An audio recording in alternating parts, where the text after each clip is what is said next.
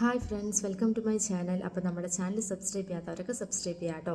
അപ്പോൾ ഇന്ന് ഞാൻ big boss Malayalam season 7 day 18 review ആയിട്ടാണ് വന്നുള്ളത്. അപ്പോൾ ഇന്നലെ സ്റ്റാർട്ടിങ് തന്നെ നമ്മൾ കണ്ടത് ഒരു ഗ്യാസിൻ്റെ ഒരു ഇഷ്യൂ ആയിരുന്നു. ഗ്യാസ് തികഞ്ഞില്ല അങ്ങനെ എന്തോ പറഞ്ഞിട്ടായിരുന്നു ഇഷ്യൂ. അപ്പോൾ എനിക്ക് പേഴ്സണലി എന്താ ഫീൽ ചെയ്തതെന്ന് വെച്ച് കഴിഞ്ഞാൽ, ഇപ്പോൾ നമ്മൾ കണ്ടു ലാസ്റ്റ് 2 വീക്സ് ആയിട്ട് ഓൾമോസ്റ്റ് എല്ലാ ഫൈറ്റും തന്നെ ആ കിച്ചണിനകത്താണ് ഇരിക്കുന്നത്. അപ്പോൾ ഇവർ കുക്ക് ചെയ്യുന്ന സമയത്ത് ഈ ഫൈറ്റിലോട്ടും മറ്റുള്ള കാര്യങ്ങളിലോട്ടൊക്കെ കൂടുതൽ ഫോക്കസ് ചെയ്യുമ്പോൾ ഗ്യാസ് ആവശ്യമില്ലാണ്ട് കുറേ കത്തിപ്പോവും. കാരണം നമുക്ക് ആവശ്യമുള്ള ഒരു ഗ്യാസ് യൂസ് ചെയ്ത് കഴിഞ്ഞ് കഴിഞ്ഞാൽ അത് നമ്മൾ ഓഫ് ചെയ്തിടണം. അതാണ് നമ്മൾ സാധാരണ വീട്ടിലാണെങ്കിലൊക്കെ ചെയ്യുക. പക്ഷേ ഇവർക്ക് ഈ പറഞ്ഞ പോലെ ഫൈറ്റിനും ഇഷ്യൂസിനും ഒക്കെ അതിൻ്റെ പിന്നാലെ നടക്കുന്നത് കാരണം ഈ ഗ്യാസ് പലപ്പോഴും അവിടെ കത്തിപ്പോവും. നമ്മൾ ചില എപ്പിസോഡ്സിലൊക്കെ കണ്ടിട്ടുണ്ട്. അപ്പോൾ ബിഗ് ബോസിൽ തന്നെ ഒരു സീസണിൽ ഇതുപോലെ ഗ്യാസ് കുറേ ഇങ്ങനെ കത്തിപ്പോയിട്ട് അവസാനം ബിഗ് ബോസ് ഗ്യാസ് ഓഫ് ചെയ്ത് വെച്ച ഒരു ഇതൊക്കെ നമ്മൾ കണ്ടിട്ടുണ്ട്. സീസൺ 2 3 മറ്റുമാണ്.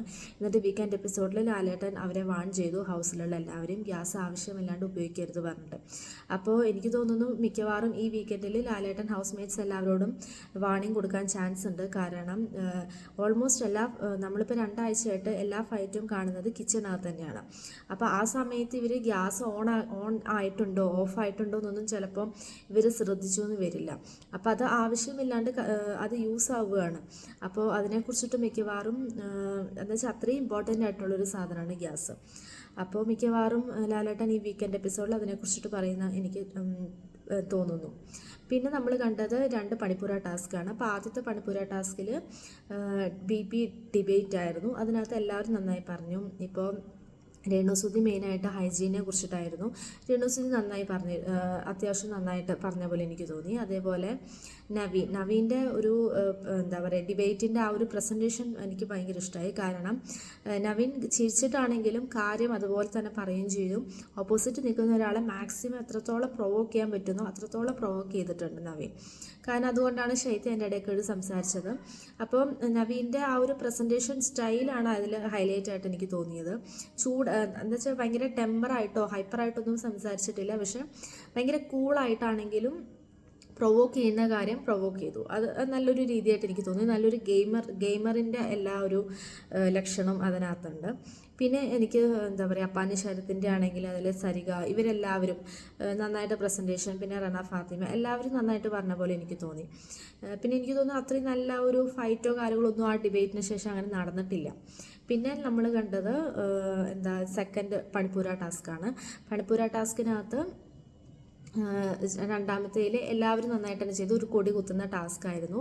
എനിക്കൊന്നിനും ആദ്യം എല്ലാം നന്നായി ചെയ്തു. പിന്നെ അവസാനമാകുമ്പോഴേക്കും ഭയങ്കര ഉന്തും തള്ളും, ഈ നമ്മൾ പറയില്ലേ കരിമ്പിൻ തോട്ടത്തിൽ ആന കയറുക എന്ന് പറയുന്ന പോലെ എല്ലാവരും ഭയങ്കര ഉന്തും തള്ളും ഒക്കെ ആയിട്ട് ആ ഒരു ടാസ്കിനെ തന്നെ അവസാനമാകുമ്പോഴേക്കും ഒരു കുളമാക്കിയ പോലെ എനിക്ക് തോന്നി. എന്നിട്ട് അവസാനം ബിഗ് ബോസ് തന്നെ പലതവണ ബസ്സറമത്തി എല്ലാവരും വീട്ടിനകത്ത് ചെല്ലാൻ പറഞ്ഞു. പക്ഷെ ആരും അതൊന്നും മൈൻഡ് ചെയ്യാണ്ട് അവരവരുടേതായിട്ടുള്ള ഇതും ടാസ്ക് ചെയ്തുകൊണ്ടിരിക്കുകയായിരുന്നു. അവസാനം ബിഗ് ബോസ് വാൺ ചെയ്ത് എന്നിട്ടാണ് അവർ ടാസ്ക് നിർത്തിയിട്ട് അകത്തേക്ക് കയറിയത്.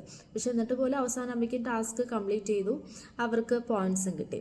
അതാണ് നമ്മൾ ഈ 2 ടാസ്ക് ആയിരുന്നു ഇന്നലെ. എല്ലാവരും നന്നായി ചെയ്ത പോലെ എനിക്ക് തോന്നി. പിന്നെ ഇന്നാണ് അധികം പണിപ്പുരയിലോട്ട് പോകാനുള്ള ആ ഒരു ചാൻസ് അവർക്ക് കിട്ടുന്നത്.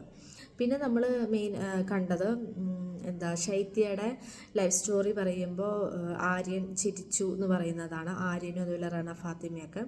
അപ്പോൾ എപ്പിസോഡ് കാണുമ്പോൾ നമുക്കും ഫീൽ ചെയ്തു. അതേപോലെ അതിൻ്റെ ഇടയ്ക്ക് സരികയും ചെറുതായിട്ട് ചിരിക്കുന്ന പോലെ എനിക്ക് തോന്നി. അപ്പോൾ അത് പേഴ്സണലി എനിക്ക് ഭയങ്കര മോശമായി തോന്നി. കാരണം എല്ലാവരും അവരുടെ ലൈഫ് സ്റ്റോറീസ് പറയുന്നതാണ്. പല ആൾക്കാർക്കും പല സ്റ്റോറി ആയിരിക്കും. ചിലപ്പോൾ അത് ഇമോഷണലി ആയിരിക്കും, ട്രാജഡി ആയിരിക്കും. പക്ഷെ അത് ഒരു നമ്മുടെ ഒരു ഹ്യൂമാനിറ്റി എന്നുള്ളൊരു ഇതിൽ വെച്ച് നോക്കുമ്പോൾ അത് നമ്മൾ കേട്ടിരിക്കുക, അല്ലാണ്ട് അതിനെ ഒരു എന്താ പറയുക, അതിനെ ഒട്ടും വില കൽപ്പിക്കാതെ നമ്മൾ അവർ എന്തെങ്കിലും പറഞ്ഞോട്ടെ, നമുക്ക് കാണുന്ന ഓഡിയൻസിന് എന്തും ചെയ്യാം എന്നുള്ള ഒരു രീതി ഒട്ടും ശരിയായില്ല. അപ്പോൾ ആര്യം ചെയ്തത് ഒട്ടും ശരിയായില്ല എന്നാണ് എനിക്ക് പേഴ്സണലി ഫീൽ ചെയ്തിരിക്കുന്നത്. കാരണം ഇപ്പം എനിക്ക് ആര്യനാണ് അവിടെ ഇരുന്നിട്ട് ആര്യൻ്റെ സ്റ്റോറി പറയുന്നത് വെച്ചിട്ട് മറ്റുള്ള ആൾക്കാർ ചിരിക്കണു എന്ന് ചിരിക്കുകയാണെങ്കിൽ എന്തായിരിക്കും ആര്യൻ്റെ ആ ഒരു ആറ്റിറ്റ്യൂഡ്. ആര്യൻ അത് മാക്സിമം നന്നായിട്ട് ഫയർ ചെയ്യും, മാക്സിമം നന്നായിട്ട് അതിനെ യൂട്ടിലൈസ് ചെയ്യും. വലിയൊരു ഫൈറ്റും ഇഷ്യൂസൊക്കെ ഉണ്ടാവും. പക്ഷേ ഇവിടെ ഇപ്പോൾ ശൈത്യ ഇത് കാരണം ശൈത്യ അങ്ങനെയൊന്നും പറഞ്ഞില്ല. പക്ഷേ ശൈത്യയ്ക്ക് പകരം മറ്റുള്ളവരാണ്, ഇപ്പോൾ അക്ബർ, അപ്പാൻ, ഇവരെല്ലാവരുമാണ് അത് മാക്സിമം ഒരു ഇഷ്യൂ ആയിട്ട് എടുത്തത്. അപ്പോൾ ആര്യൻ ചെയ്തത് വളരെ ഒരു തെറ്റായ കാര്യമാണ്. അതേപോലെ റണ ഫാത്തിമയാണെങ്കിലും ചെറുതായിട്ട് ചിരിക്കുന്ന പോലെ എനിക്ക് തോന്നി.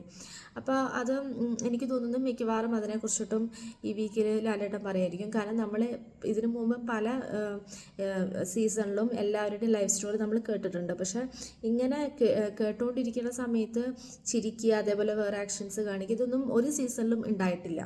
ഇതിൽ മാത്രമാണ് ആദ്യമായിട്ട് അത് നമ്മൾ കണ്ടിരിക്കുന്നത്. അപ്പം മിക്കവാറും ലാലേട്ടൻ ഈ വീക്കെൻഡ് എപ്പിസോഡിൽ അതിനെക്കുറിച്ചിട്ട് എന്തായാലും ഡിസ്കസ് ചെയ്യുന്നതാണ് എനിക്ക് തോന്നുന്നത്.